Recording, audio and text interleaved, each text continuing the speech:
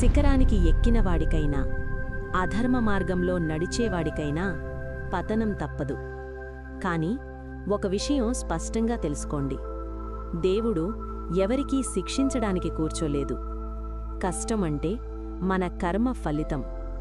మనము చేసినది మనమే అనుభవించాలి. ఎంత పూజలు చేసినా కష్టం పూర్తిగా తప్పదు. అంటే పూజ వృధా అని కాదు.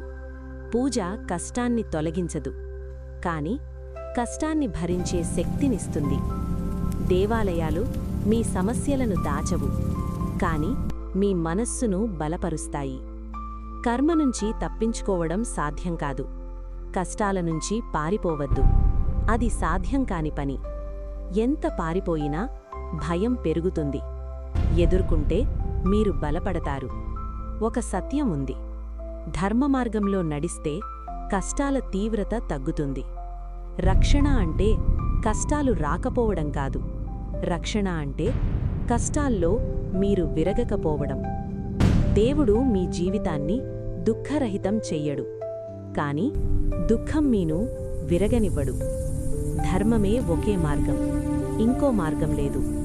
దానికి జీవంత ఉదాహరణ ధర్మరాజు. రాజసూయ యజ్ఞం ముగిసింది. అగ్ని శాంతించింది. రాజులు వెళ్ళిపోయారు. ఆ రోజు ధర్మరాజు చక్రవర్తి అయ్యాడు. కాని అతని మనస్సులో శాంతి లేదు. సభ మధ్యలో కృష్ణుడు శిశుపాలుడిని సంహరించాడు. అది ధర్మానికి న్యాయమే.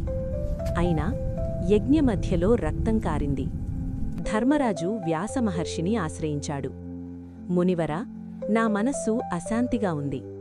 వ్యాసుడు ప్రశాంతంగా చూశాడు. రాజన్, సిద్ధంగా ఉండు.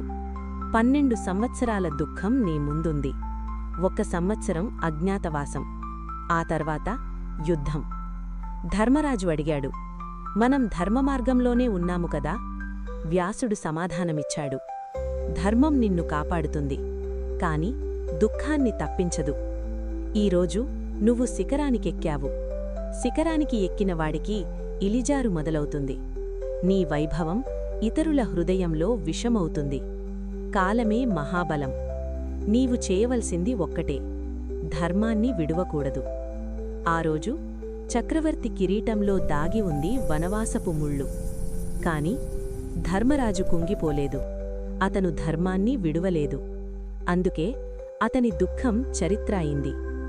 కష్టం తప్పదు, పతనం కూడా సాధ్యం. కాని ధర్మమార్గంలో నడిస్తే మీరు విరగరు, మీరు రూపుదిద్దుకుంటారు. ఈ సందేశం మీకు నచ్చితే ఈ వీడియోకు లైక్ చేయండి. ధర్మం మరింతమందికి చేరేందుకు షేర్ చేయండి. ఇలాంటి ఆలోచనల కోసం ఛానల్ని సబ్స్క్రైబ్ చేయండి.